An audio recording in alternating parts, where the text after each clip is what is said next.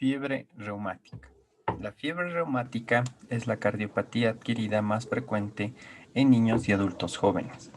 Casi todos los casos de fiebre reumática y de cardiopatía reumática, como las muertes asociadas por esta enfermedad, son prevenibles.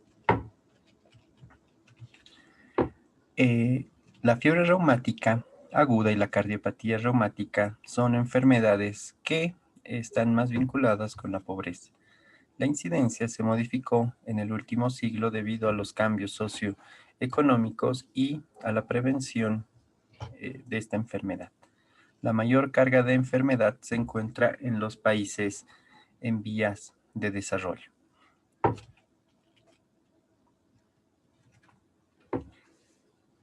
Sobre la fiebre reumática es importante conocer a nivel de la epidemiología que se ha descrito 4 curvas en la incidencia de fiebre reumática en los últimos 150 años. En la curva A,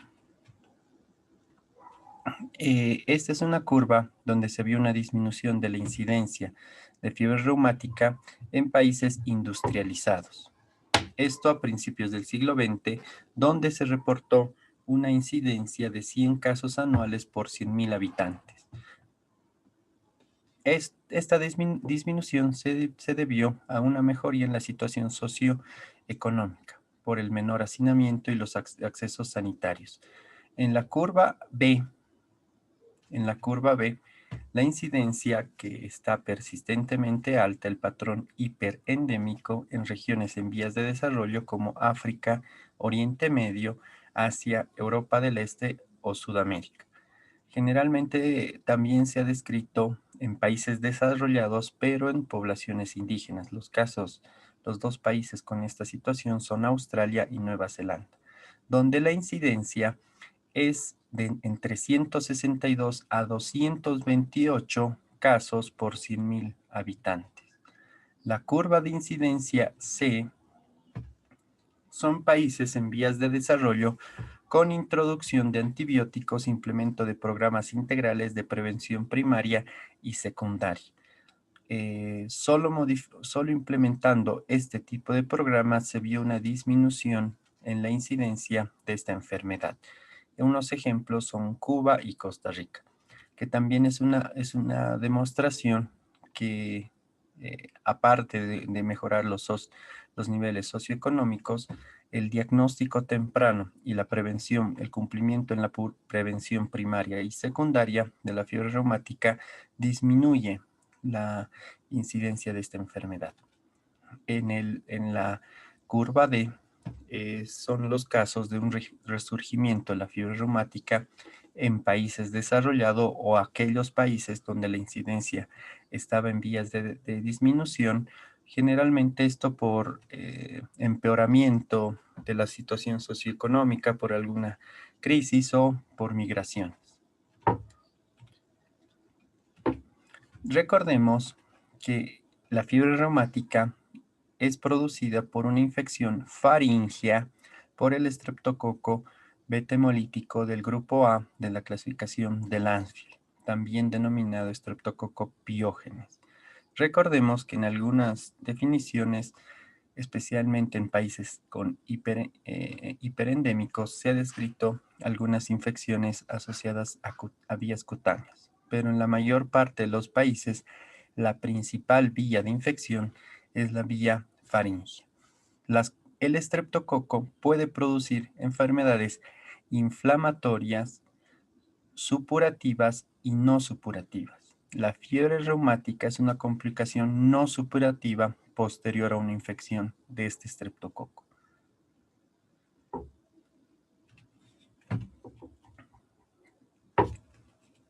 También es importante recordar que la infección por este estreptococo puede ser autolimitada. Eso da un porcentaje de algunas personas que pueden tener síntomas vagos o tener poca sintomatología que hace a veces difícil el diagnóstico. La importancia de diagnosticar una faringitis estreptocócica es que el tratamiento antibiótico reduce la duración y la gravedad de los síntomas en 1 a 2 días, reduciendo el riesgo de las complicaciones tanto supurativas como no supurativas en un 70%. También es importante ver que un adecuado tratamiento antibiótico previene la recurrencia de estas infecciones. Dentro de la etiopatiogenia es muy importante recordar que este estreptococo, mediante factores ambientales, socioeconómicos, el hacinamiento, eh, predispone a una infección a nivel faringea. Otro factor importante es la susceptibilidad del huésped. Se ha descrito claramente, especial con mayor predominancia en las mujeres, el factor heredofamiliar, donde esta predisposición no es para una infección faríngea, sino que la infección faríngea puede predisponer a episodios de complicaciones no superativas, como la fiebre reumática. También es importante ver que una persona susceptible, cuando es sometida a infecciones repetitivas, inician una respuesta inmunitaria. Esta respuesta inmunitaria puede generar desde un primer episodio de fiebre reumática a varias recaídas o episodios recurrentes de la fiebre reumática aguda. Más episodios de fiebre recurrente de fiebre reumática pueden originar o causar mayor daño a nivel valvular o a nivel miocárdico o a nivel del pericardio. Generalmente el área más afectada a nivel de la fiebre reumática son las válvulas. Una parte muy importante es el mimetismo molecular. El mimetismo molecular es una de las hipótesis relacionadas con la infección o como un mecanismo que puede llegar a dañar a nivel valvular. En esto, los epitopos de la proteína M del estreptococo tienen una similar estructura con la miosina cardíaca. Recordemos que existen varias cepas de estreptococo beta hemolítico. Dentro de esas cepas, algunos serotipos son las conocidos como las cepas reumatógenas, que son los serotipos 3 y 18, que estas tienen características biológicas con la miosina cardíaca, que se plantea que una vez que el sistema inmune desarrolló anticuerpos contra esta proteína M de la bacteria, también pueda generar una reacción contra la miosina. También es importante que estos factores, al ser más recurrentes, pueden generar un mayor daño a nivel valvular. Incluso más de 2 o 3 episodios de fiebre reumática generan una mayor lesión a nivel de una válvula. Dentro de la estructura del estreptococo, una parte principal es la proteína M. Esta proteína M que sirve como estructura de engrane para la infección faríngea. Recordemos que a nivel faríngeo existe un gran tejido linfoide que también sirve de asiento para este tipo de proteínas. También es importante que no todos los estreptococos tienen la capacidad de generar una fiebre reumática. Existe, como habíamos comentado, existe cepas que son reumatogénicas. También es importante recordar que existen cepas que son más virulentas que otras. Y siempre el factor más importante, que es la susceptibilidad del huésped. Dentro de los diferentes serotipos del estreptococo que pueden producir esta enfermedad, eso dificulta que se pueda originar una vacuna, ya que son diferentes cepas, son diferentes estructuras y no se puede originar una vacuna.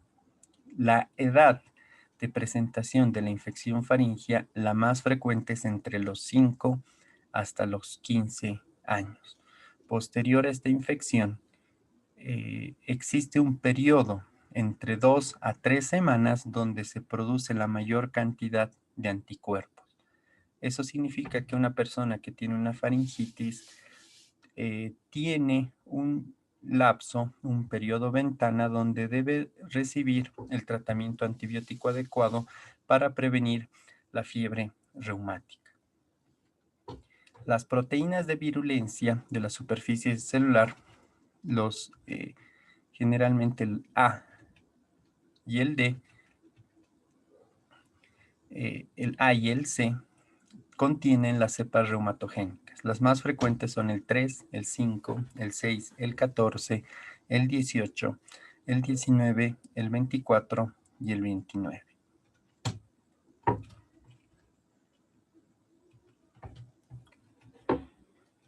Dentro de la faringitis es muy importante reconocer el diagnóstico.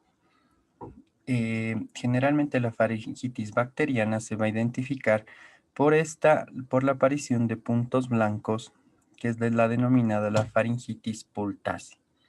Esta faringitis pultácea confirma el diagnóstico de una infección bacteriana. Existen también otros criterios, como los criterios de Centon, para identificar esta faringitis: fiebre mayor a 38, ausencia de tos, adenopatías cervicales anteriores, exudado amigdalar. La edad es más frecuente entre los 13 a 15 años. Cuando uno va avanzando de edad, la probabilidad baja, especialmente si es mayor a 45 años. Una infección por este tipo de estreptococo ya es menos probable. Una vez identificado esta faringitis, se debe proceder a un tratamiento rápido y oportuno para evitar que el cuerpo genere autoanticuerpos contra las estructuras cardíacas para evitar el daño o la fiebre reumática. También se ha descrito que no todas las personas que cursan con una faringitis cursan con un cuadro sintomático. En algunos casos, 30% pueden no tener ningún síntoma. 30% pueden tener sintomatología banal y el 30% sí van a venir con esta clínica marcada. Eso hace que algunas personas que se les diagnostica fiebre reumática aparentemente no describan ningún cuadro de infección faríngea previa. Eso no significa que no hayan cursado con faringitis. Lo más probable es que hayan cursado con una faringitis bacteriana oligosintomática o asintomática, porque recordemos que en nuestro medio la única vía de ingreso de esta infección es por vía faríngea. La vía cutánea todavía no ha sido descrita. Eso en algunos países, en Australia y en Nueva Zelanda, sí se han descrito algunos casos de fiebre reumática posterior a una infección cutánea, pero en nuestro caso todavía no se vio eso. Este proceso inflamatorio posteriormente va a originar lesiones a nivel de las fibras de colágeno y de la sustancia fundamental del tejido conectivo, que va a originar una degeneración fibrinoide.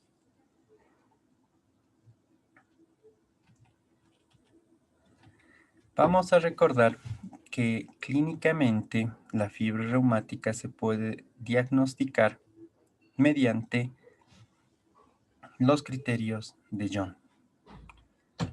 Es importante siempre reconocer que dentro de las manifestaciones, las vías los órganos más frecuentemente afectados van a ser a nivel de las articulaciones, a nivel cerebral y a nivel del corazón. Hay un dicho que ya fue descrito desde hace mucho tiempo, que decían que la fiebre reumática lame las articulaciones y muerde el corazón. Esto era una referencia para decir que a nivel de las articulaciones la afectación era transitoria y no dejaba secuelas, y el corazón era el que generalmente recibía la mayor parte de las secuelas. Dentro de la afectación a nivel articular, la artritis es la manifestación sintomática más frecuente y es la más temprana. Incluso se ha descrito que casi el 100% de las personas con fiebre reumática van a presentar la inflamación de las articulaciones asociadas a dolor, artritis y a artralgias. Esta presentación es mucho más frecuente en personas jóvenes, en adultos jóvenes y adolescentes. Uno, cuando va avanzando la edad, la afectación va siendo menos sintomática. Como habíamos comentado, este es un efecto transitorio. El dolor es manifiesto, es muy intenso y a veces no se acompaña con la inflamación. Puede que no exista una inflamación eh, muy demostrable, pero el dolor es más intenso, que incluso llega a limitar el movimiento. Este dolor tiene otra característica que es aditiva y que es migratoria. Este dolor empieza en una articulación y entre 1 a 2 días va migrando hacia otra articulación, cambiando en varios lugares conforme va cursando con la enfermedad. Eso hace que también pueda afectar al mismo tiempo a varias articulaciones por hecho de la migración. Generalmente las articulaciones más afectadas van a ser las articulaciones grandes, la rodilla y los tobillos. Es más frecuente la afectación a nivel de miembros inferiores. A nivel de miembros superiores es más frecuente a nivel de codos y muñecas. Es asimétrico.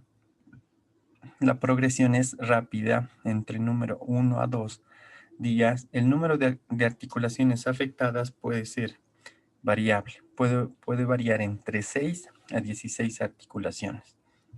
Las articulaciones que rara vez son afectados por episodios de fiebre reumática van a ser la cadera, el hombro y las pequeñas articulaciones de las manos y de los pies. Como comentábamos, la artritis y la artralgia debe ser autolimitada.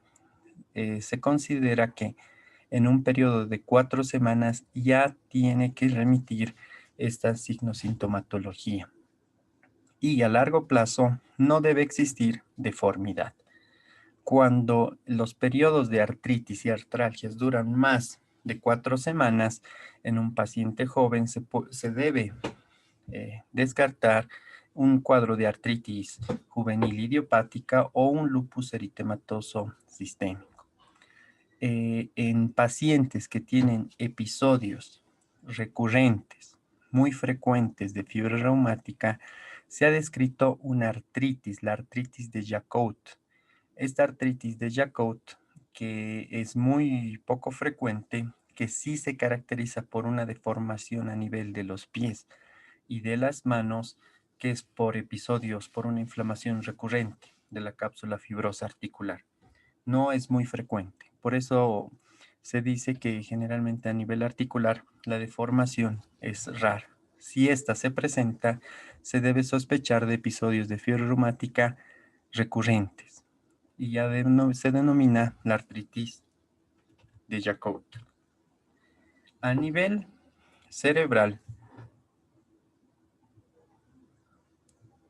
la corea de Sydenham o la danza de San Vito es un hallazgo frecuente. Esta, al contrario, se va a presentar con mayor frecuencia después de la pubertad. Se caracteriza por movimientos involuntarios, bruscos, absurdos, espasmódicos de las manos, brazos, hombros, pies, piernas, cara y tronco, que se van a asociar a hipotonía y debilidad. Los movimientos desaparecen durante el sueño.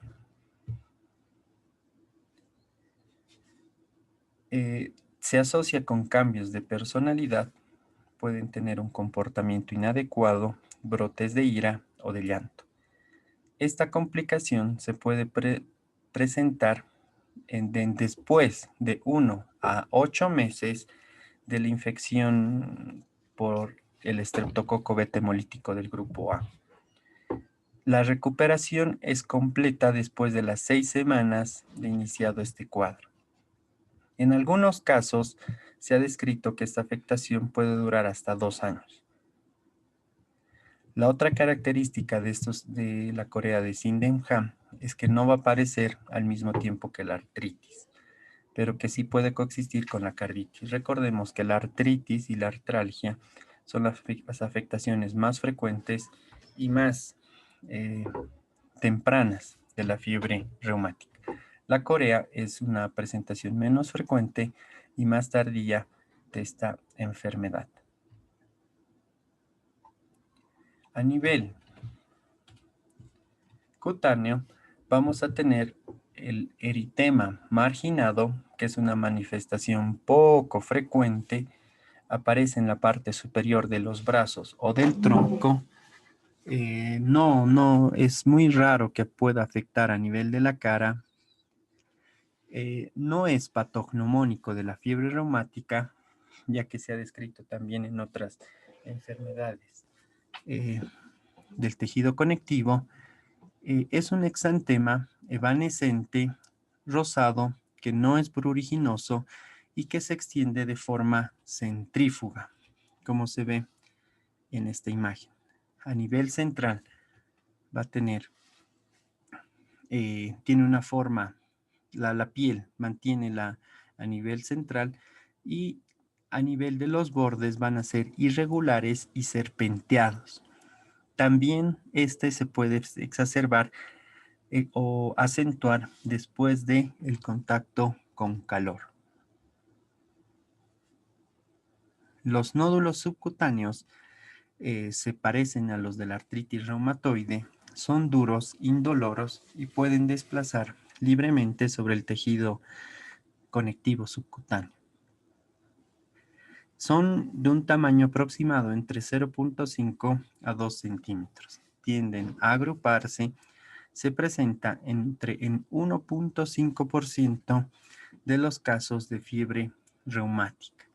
Rara vez persisten estos nódulos más de un mes. Las áreas donde generalmente se ha descrito con mayor frecuencia es a nivel del occipucio, de los codos, rodillas y tendones de Aquiles.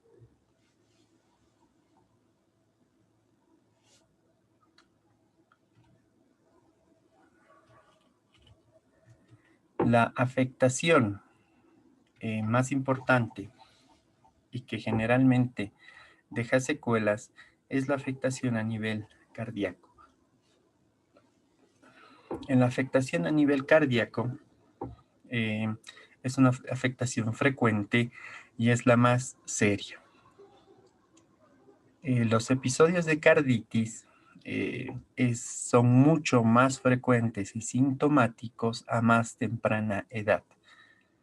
Por ejemplo, entre un 90-92% en niños menores de 3 años, en una prevalencia de 50% en niños entre 3 a 6 años, una prevalencia de 32% en adolescentes de 14 a 17 años y un 15% en adultos. Eso hace que estos episodios sean más frecuentes y sintomáticos a más temprana edad. Y es interesante que el espectro, el cuadro clínico de la afectación cardíaca puede ser desde un carácter asintomático a un cuadro de una insuficiencia cardíaca aguda, que es muy raro.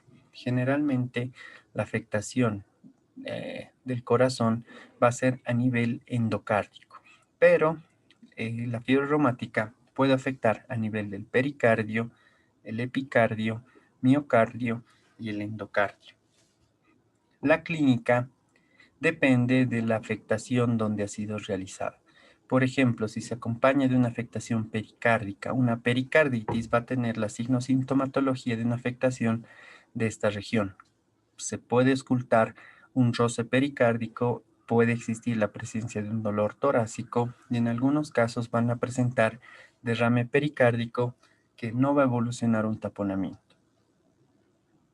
La miocarditis aparece entre un 5 a 10% de los episodios de una fiebre reumática. Especialmente se hacen más frecuentes cuando los episodios son recurrentes. Dentro de la miocarditis se va a caracterizar por episodios de cardiomegalia. Como se ven en la imagen, la silueta cardíaca incrementa su diámetro, pudiendo ser una afectación a nivel de las 4 cavidades. Van a tener una predisposición para la insuficiencia cardíaca, van a tener alteraciones electrocardiográficas, como un bloqueo cardíaco. Pero, además de la afectación miocárdica, siempre esta se va a acompañar de una afectación a nivel valvular. La valvulitis o endocarditis es la afectación más frecuente, es la predominante y la que generalmente va a dejar las secuelas importantes. Para identificación de la afectación a nivel valvular, es importante reconocer los soplos. Un dato clínico para la orientación de una valvulitis es el diagnóstico reciente de un soplo. Cuando se le pregunta al paciente o al familiar, niegan un antecedente de un diagnóstico de un soplo previo. Entonces, soplo de reciente inicio.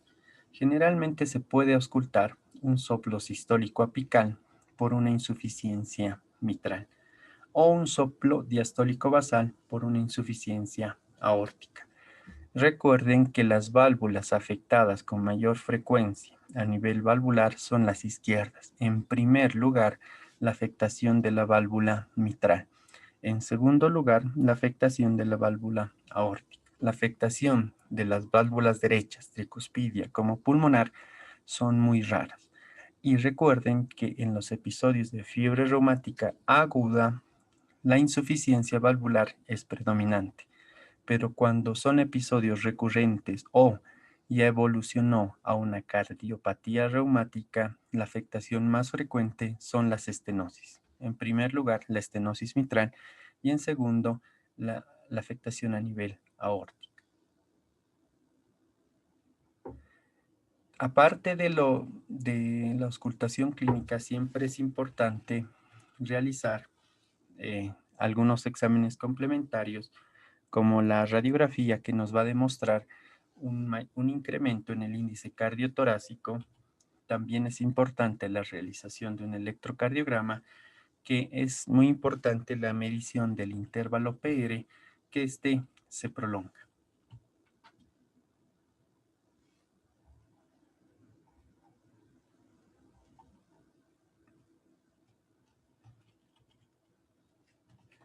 Para el diagnóstico de la fiebre reumática, es muy importante comenzar con los episodios del diagnóstico de una faringitis estreptocócica. Como habíamos comentado, eh, alrededor de un 30% tienen que ser un diagnóstico fácil y sencillo porque se va a presentar con la faringitis pultácea. Existe otro 30% que puede ser de un diagnóstico un poco más complicado porque no van a presentar signos, sintomatología clara. Entonces siempre es importante tratar de ver la forma de hacer este diagnóstico, ya sea mediante un hisopado o mediante la realización de pruebas. No existe una prueba patognomónica para el diagnóstico de esta enfermedad. Es la sumatoria de eventos clínicos y exámenes complementarios para su diagnóstico. Es importante reconocer que los antígenos, existe 3 antígenos antiestreptocócicos, la streptolicina o la hialuronidasa y la streptocinasa. Estos antígenos sí se elevan posterior a una infección estreptocócica. Entonces, eso nos ayuda o nos aumenta la probabilidad en aquellos casos donde no aparenten un cuadro faríngeo, pero si existe elevación de uno de estos 3 antígenos, si la probabilidad de esta enfermedad se incrementa. También se puede realizar un cultivo del exudado faríngeo para tratar de aislar esa bacteria. El asto, la antiestreptolicina, es uno de los más utilizados para identificar una infección faríngea. Recordemos que la infección faríngea es uno de los puntos que anteceden a la fiebre reumática. Para evidenciar una fiebre reumática se presenta generalmente entre unas 2 a 3 semanas de posterior a la infección faríngea. Empiezan a elevarse los factores o los reactantes de fase aguda. La velocidad de eritrosedimentación, la proteína C, la leucocitosis. A nivel del electrocardiograma va a existir una prolongación del intervalo PR. Si existe alteraciones del ritmo, bloqueos auriculoventriculares, es más probable que la afectación sea a nivel del miocardio. En la radiografía torácica, la cardiomegalia también es un dato importante de ecocarditis. La ecocardiografía es un dato con mayor sensibilidad que nos va a permitir identificar la afectación a nivel pericárdico, miocárdico y a nivel valvular. También es importante en algunos casos, generalmente los hemocultivos, si existe una gran susceptibilidad, se puede solicitar. El análisis articular no está recomendado. Solo en aquellos casos que la artritis permanezca durante mayor tiempo o se sospeche de una artritis séptica. También como un diagnóstico diferencial se puede pedir el cobre y la ceruloplasmina o anticuerpos nucleares para la detección por movimientos coreiformes, como un diagnóstico diferencial de la Corea de Sinding.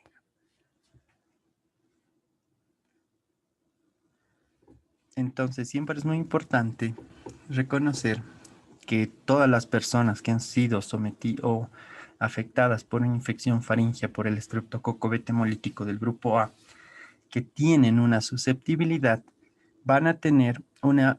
pueden tener un episodio de fiebre reumática aguda. Eso hace que estas personas con esta predisposición puedan tener episodios reiterados de fiebre reumática, lo que hacen una fiebre reumática recurrente o recidivante. Mientras más episodios de fiebre reumática presentan, van a dejar mayor secuela principalmente a nivel cardíaco, que es uno de los órganos más frecuentemente afectados. Una vez que la persona ingresa con una cardiopatía reumática, que generalmente a nivel valvular va a ser la válvula mitral y generalmente la estenosis, va a evolucionar a cuadros de insuficiencia cardíaca, puede cursar con un accidente cerebrovascular y incrementar la mortalidad. Eso hace que esta enfermedad sea una enfermedad de alta mortalidad y que requiera cirugía, una cirugía de un cambio valvular. Para tratar de modificar esta enfermedad, es importante actuar en los factores de riesgo. En el hacinamiento, en las infecciones asintomáticas, siempre es importante a todo niño realizar un control con pediatría para hacer un tratamiento adecuado en el caso que presente una infección estreptocócica, la susceptibilidad hereditaria, especialmente en las mujeres. Eso es fácil preguntando a la familia si alguna de los familiares ha tenido cuadros de fiebre reumática. Si existe en la familia personas con fiebre reumática, a esas personas se les debe realizar un control más continuo para evitar esta enfermedad. También es importante que las personas deben contar con acceso a servicios de salud tanto para el diagnóstico como para el tratamiento. Una vez realizado todas estas mejoras, como se vio en los primeros gráficos, se ha demostrado que mediante esas medidas sí se logra disminuir los episodios de fiebre reumática y su complicación más temida, que es la cardiopatía reumática. Para tratar de diferenciar algunos términos, deben ustedes diferenciar una fiebre reumática de una carditis reumática de una cardiopatía reumática. La fiebre reumática es una enfermedad aguda causada por una respuesta autoinmune en la infección con el estreptococo del grupo A. Este puede tener una variedad de posibles síntomas y signos que afectan a algunos o todos los tejidos del corazón, las articulaciones, el cerebro, la piel y los tejidos subcutáneos. La fiebre reumática la vamos a diagnosticar con los criterios de John y tiene la tendencia a tener recurrencias. La carditis reumática es la afectación a nivel de los tejidos, a nivel del corazón, especialmente las válvulas izquierdas, mitral y aórtica, causadas por fiebre reumática aguda. La carditis reumática puede conducir un daño posterior a nivel valvular, que es lo que ya vamos a conocer como cardiopatía reumática, que es el daño persistente a las válvulas cardíacas que puede resultar con una insuficiencia mitral o, en la mayor parte de los casos, como una estenosis. Esto es ya una complicación tardía y seria y que se asocia con una mayor mortalidad, que va a predisponer a episodios de insuficiencia cardíaca, periodos de fibrilación auricular, mayor predisposición para un accidente cerebrovascular y que generalmente debe terminar en un trasplante o en un cambio valvular de acuerdo a al grado de afectación. Y después de eso también se debe continuar con los episodios de prevención. Siempre es muy importante que esta enfermedad debe tener un seguimiento continuo por parte de cardiología. En, muy, en algunos casos, una forma de diagnóstico de esta enfermedad es mediante la biopsia de los tejidos comprometidos, que no se la realiza con frecuencia, pero que una biopsia de estos tejidos sí permite reconocer el diagnóstico de fiebre reumática mediante un estudio anatomopatológico y la demostración de los cuerpos de Aschoff.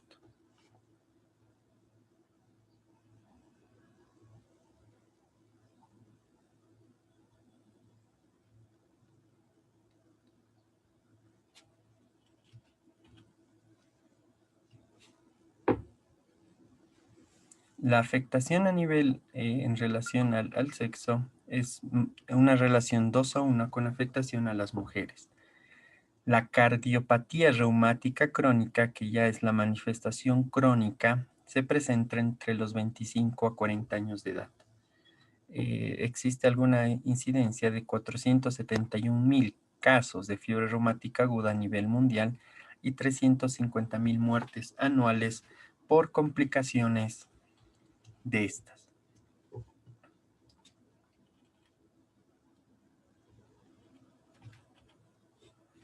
Para el diagnóstico de la fiebre reumática se utilizan los criterios mayores y los criterios menores de Jones, que han sido actualizados en el año 2015 y modificados de acuerdo al tipo de población, pero los criterios siguen iguales. Los criterios mayores son carditis, artritis, corea, el eritema marginado y los nódulos subcutáneos. Los criterios menores es la poliartralgia, la fiebre, la velocidad de eritrosedimentación elevada o la proteína C reactiva, la prolongación del intervalo PR, que debe ser ajustado de acuerdo a su edad. Una vez realizado el diagnóstico de la fiebre reumática, se debe realizar al tratamiento. Primero vamos a ir por la parte del tratamiento de una faringitis. El tratamiento de la faringitis se debe realizar con la penicilina benzatínica 1.200.000 unidades intramuscular o si se prefiere la vía oral, amoxicilina 50 miligramos kilogramo peso cada 12 horas. Durante los episodios de fiebre reumática, uno de los AINES más utilizados es el AS, que se puede utilizar una dosis de 100 miligramos día o de acuerdo al grado de dolor que pueda presentar el cuadro. Vamos a una parte que es muy importante, que es la profilaxis. La profilaxis se debe realizar posteriormente si el paciente tuvo un episodio de fiebre reumática. Si tuvo un episodio de fiebre reumática sin carditis, la profilaxis se debe realizar más o menos después de 5 años. O después de 5 años del episodio o hasta los 21 años de edad. Si cursó con una fiebre reumática con carditis, la profilaxis se debe realizar durante 10 años después del último episodio o hasta, 10, o hasta los 21 años de edad. Y si existe fiebre reumática con valvulopatía persistente, la profilaxis se puede prolongar incluso hasta el resto de la vida. La profilaxis primaria y secundaria se realizan con la penicilina o con la amoxicilina, como vimos. En el caso de que exista alergia o susceptibilidad a la penicilina, se debe utilizar la eritromicina. Generalmente en la profilaxis secundaria se debe realizar dentro de los 21 a 28 días eh, el periodo de administración de cada dosis.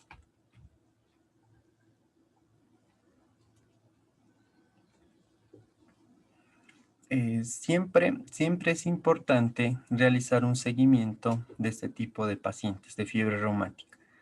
A largo plazo, los pacientes con fiebre reumática, la afectación más frecuente que van a tener es a nivel valvular. Y mientras más crónica sea esta enfermedad, la estenosis a nivel de la válvula, especialmente las izquierdas, especialmente la mitral, va a ser la más frecuente. El tratamiento de una faringitis es muy beneficiosa porque previene los episodios de fiebre reumática.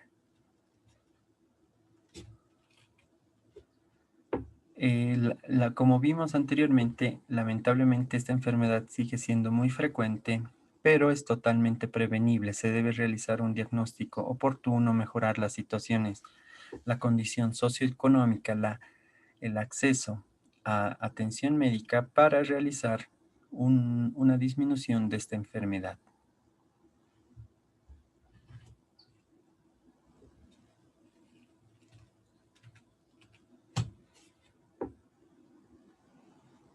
Gracias.